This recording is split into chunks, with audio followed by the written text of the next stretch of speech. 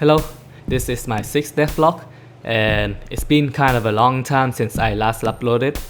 A lot of stuff happened and I just don't have much time to work on the game. I applied and got a part-time job, and my school year was delayed, so I had to do my final test around this time.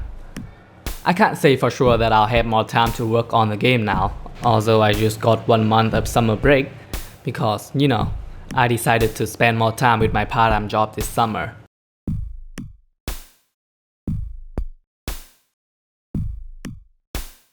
But I have an exciting announcement to tell you. I'm developing a new game. Not that I'll stop working on this game or anything. I'm just thinking of doing something new and taking a break from this game for a bit. This time I'm gonna develop the game on Unity. And here's the game prototype. For the reason why I use Unity this time, I'll talk about it later, probably on my next devlog, which is about the new game. Anyway, in this devlog, I'm gonna talk about how I added more enemies into the game, and also the implementation of a new performance debug tool. For many reasons listed above, many of that enemies aren't even finished yet. The new enemies that I added this time are in the swamp and the temple biomes. The swamp ones include the flies as well as their spawner and egg, some plants, frogs, and a new type of slime, the why not. The flies can turn into projectiles that shoot at the player. Each type of fly will have a different effect, which I haven't implemented yet, but the black one's projectile will follow the player instead of flying in a straight line.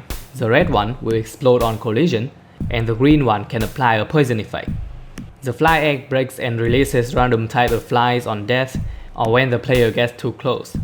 And the fly spawner spawns flies every few seconds.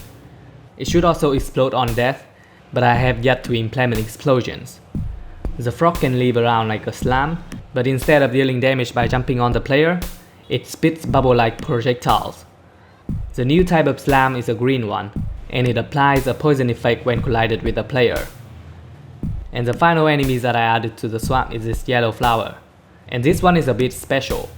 I created it with a new animation system that uses rigging.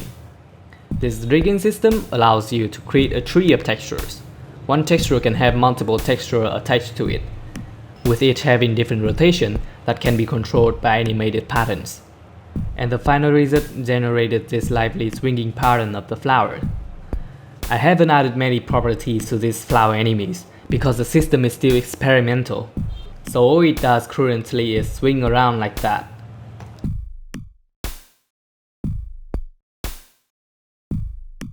Move on to the temple with golems, skeletons, spiders, and totems. And they are all unfinished. Well, except for the spiders, they're kinda simple like the flies. There are the red ones that explode on player contact, and the black ones that bite the player. The skeletons are supposed to be split into different classes: soldier, archer, and warrior. But I only have the body for now. I'll use the rig animation to attach hands and weapons later. The golems are kind of the same, just that I've drawn different colors for each type, and the red and white one doesn't need the rigging system, as I'll add weapons by drawing on them instead. But the blue one is an archer, and I want his bow and arrow to point at the player while aiming, so I'll use the rigging system for him. And finally, the totems. They are really sketchy, and I've only drawn out the base animations of them for sketching out the idea, so they look kinda lame right now. The small one is a tower that shoots beams at the player, and the big one that has 3 stages, each with different animations and attack patterns, and you have to break layers by layer to kill it. And that's all the enemies that I added in this devlog. Let's talk about the new performance debug system then. I've upgraded the debug system since I don't really have a tool to test out how well the game performance is. The display data on screens right now are the current FPS, the frame time graph, and a performance chart to see which updates are performing the best and the worst. Getting the data is simple, but trying to display them as charts and graphs took me a whole day. Anyway, with this I can finally know exactly which part of the code is causing the most lag and the reason why it lags. The FPS is kinda stupid though. I only need the frame time graph, but since people always love high FPS for some reason, I'm just gonna put it there for fun. I cap it at 60 FPS anyway.